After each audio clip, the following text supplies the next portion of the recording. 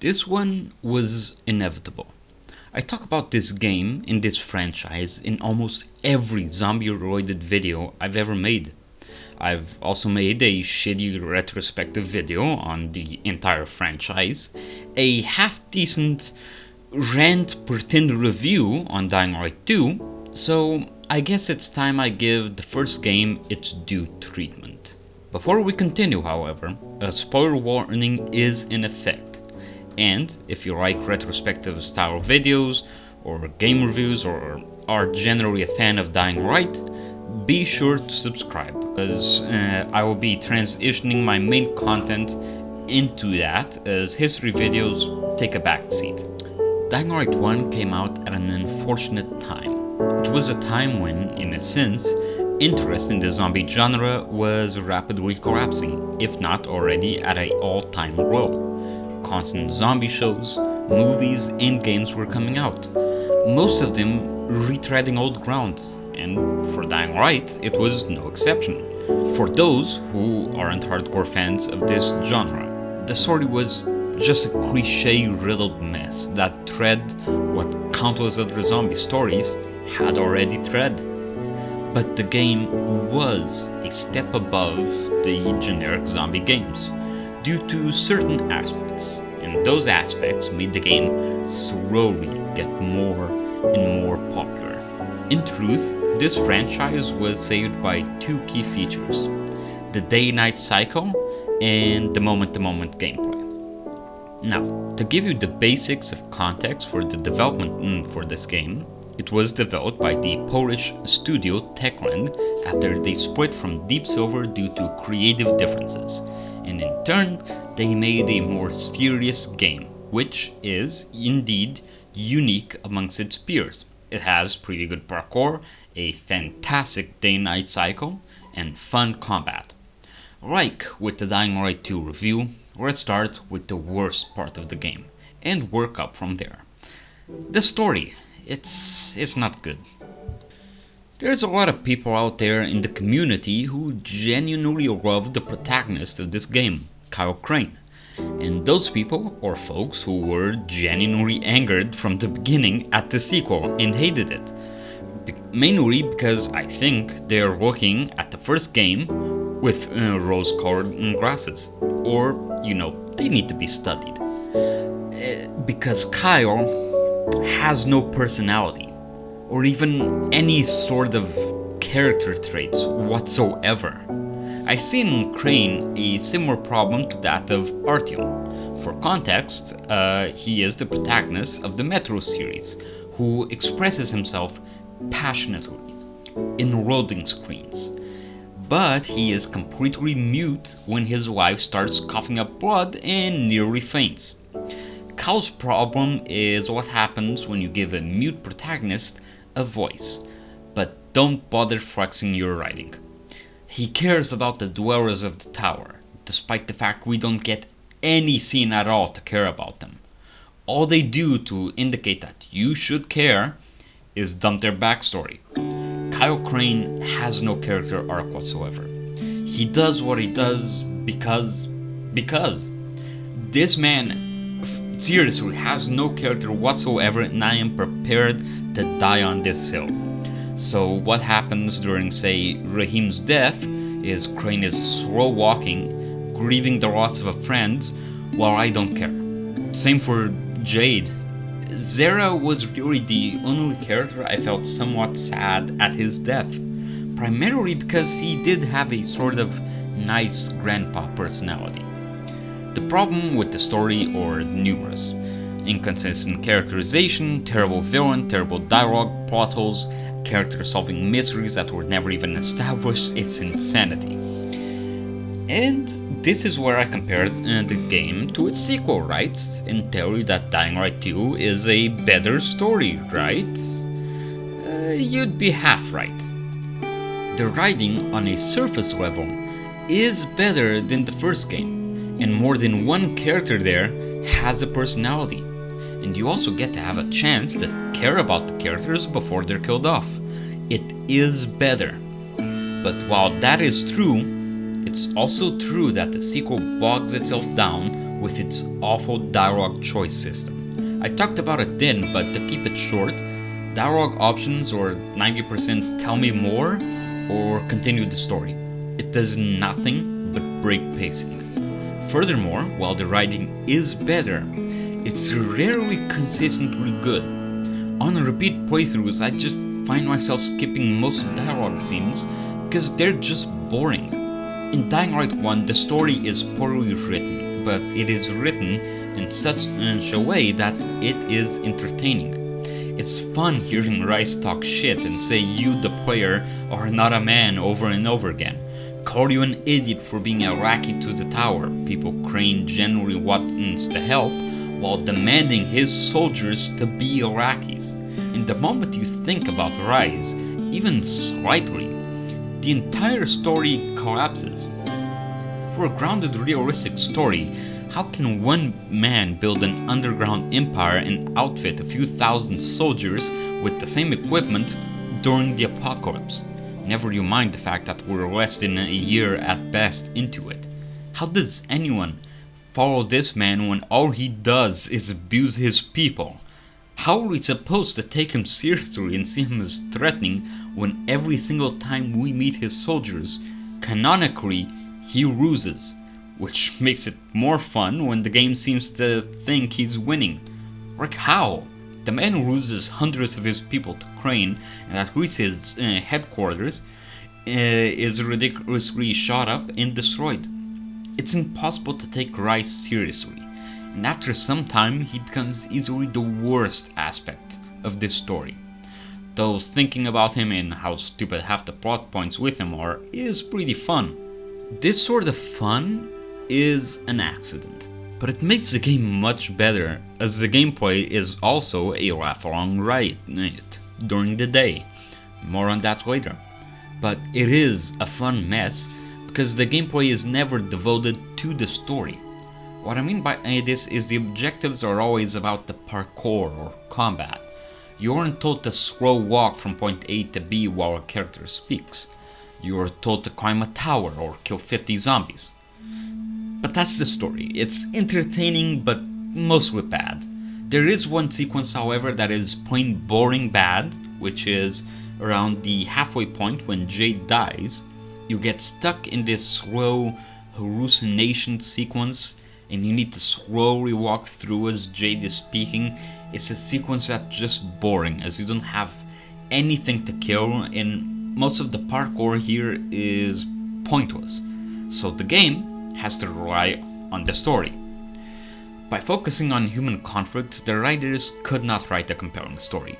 Something which, thankfully, was much better in their 2016 expansion The Following.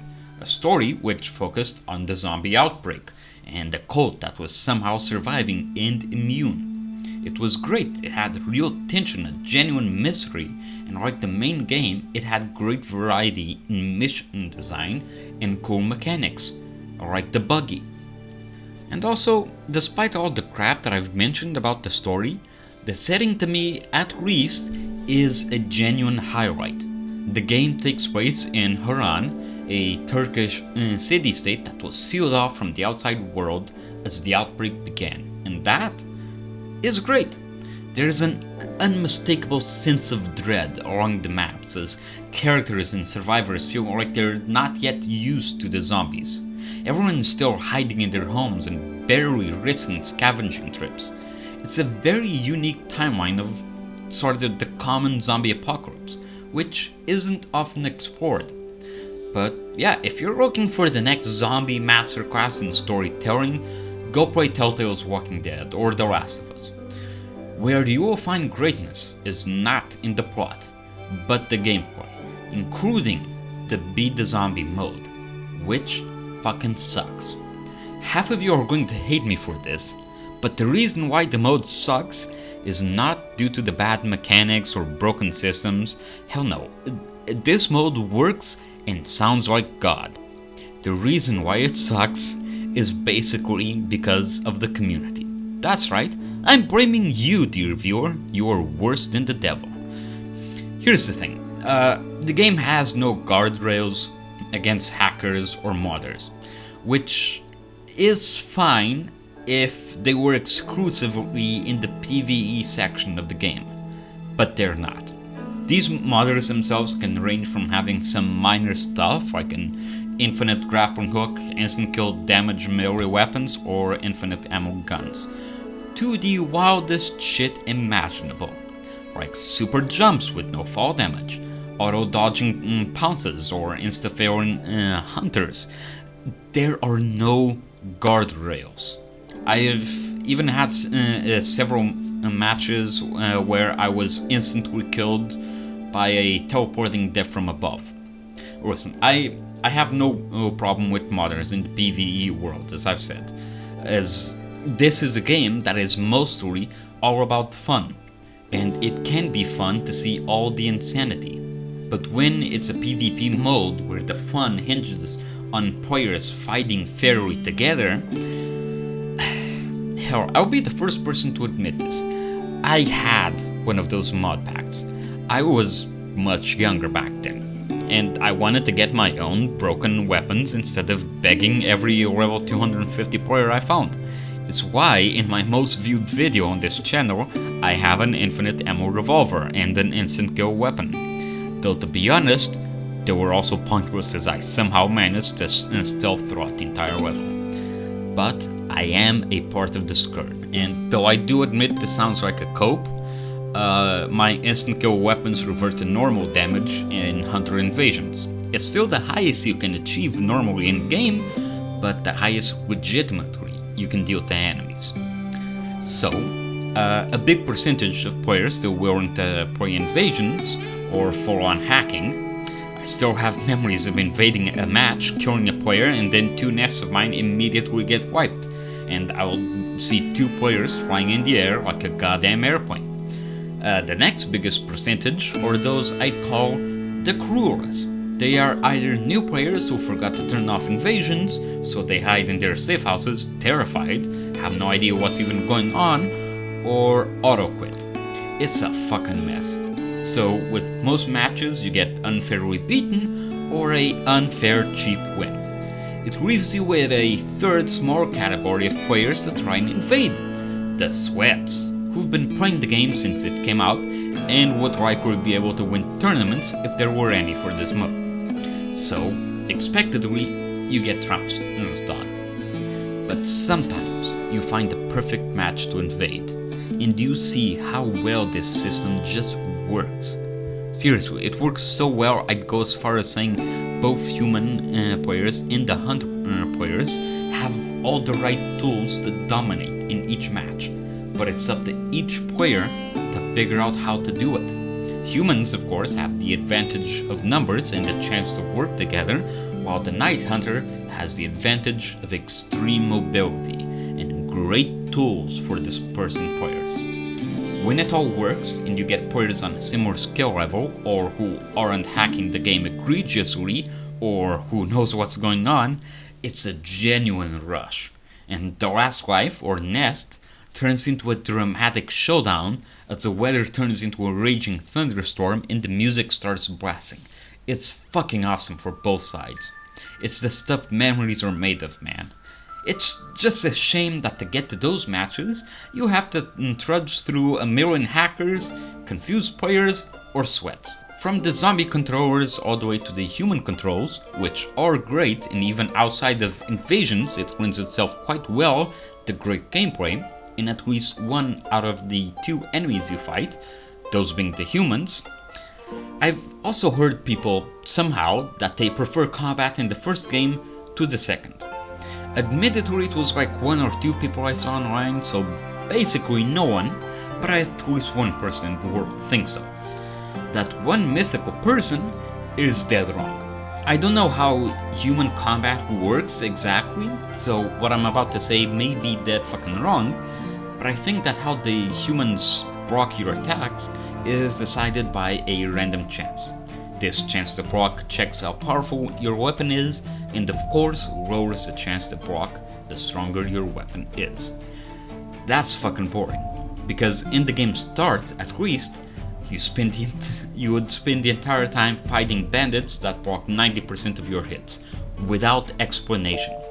they would also break through your attacks and they rarely get staggered.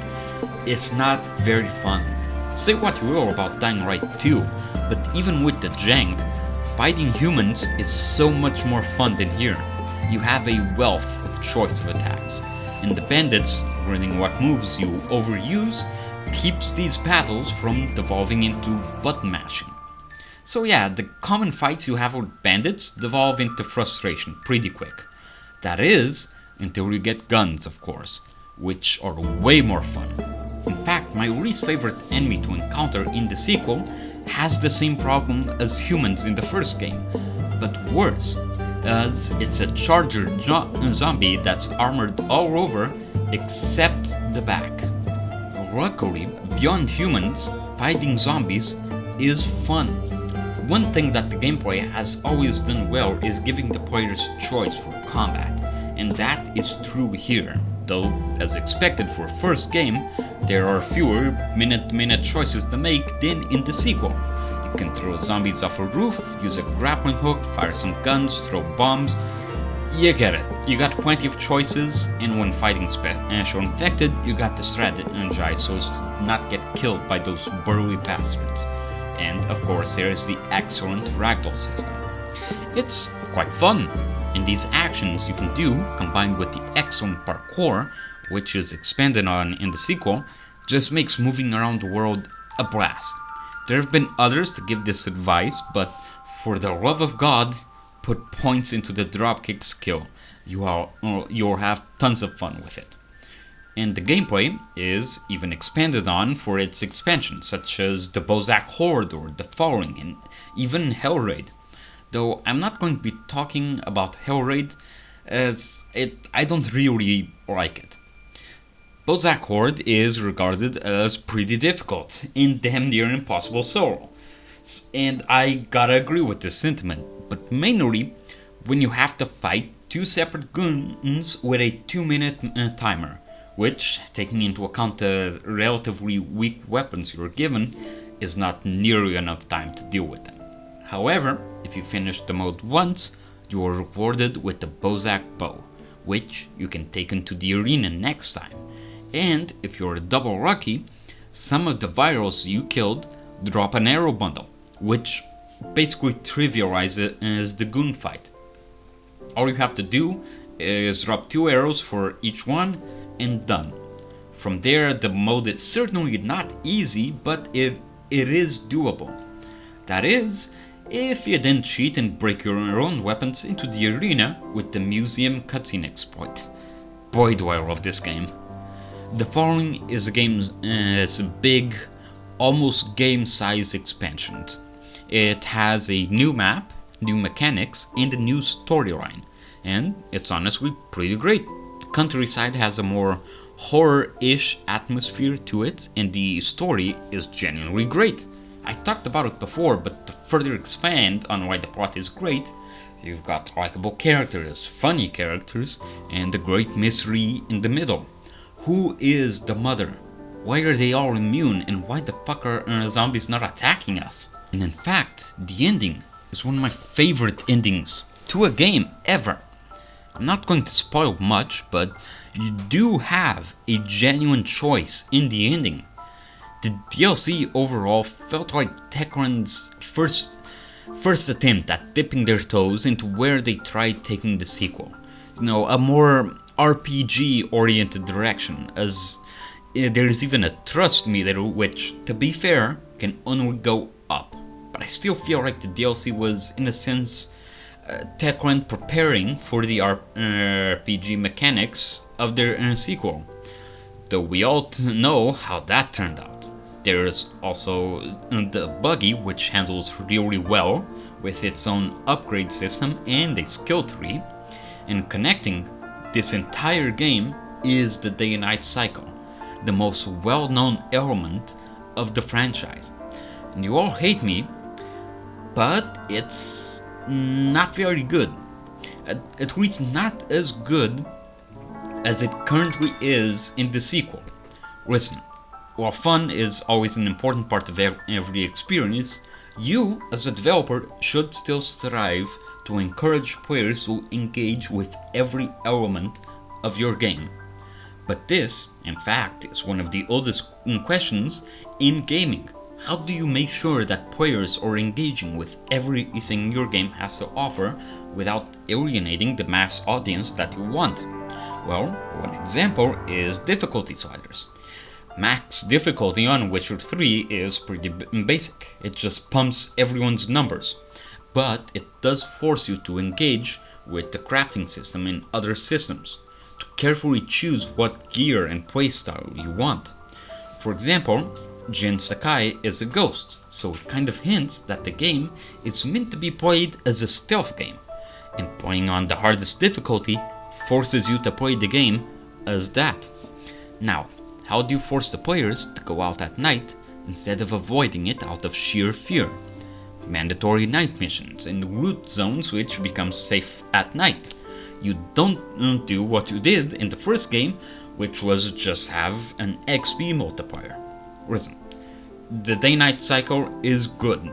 The night is terrifying as it should be, and the volatiles are horrifying to encounter. But, unless you're a masochist who really loves the idea of the volatiles, you aren't going to go out at night again.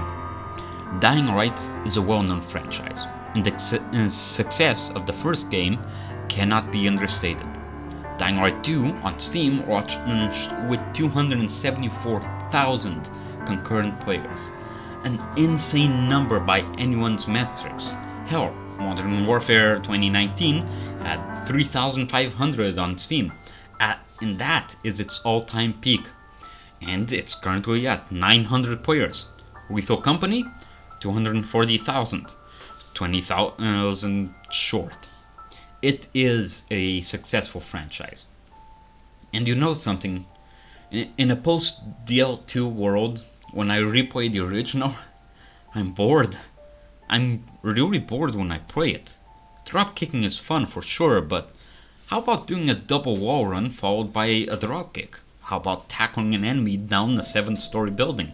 How about using my grapple to throw one out of a building? Or use my fantastic working shield?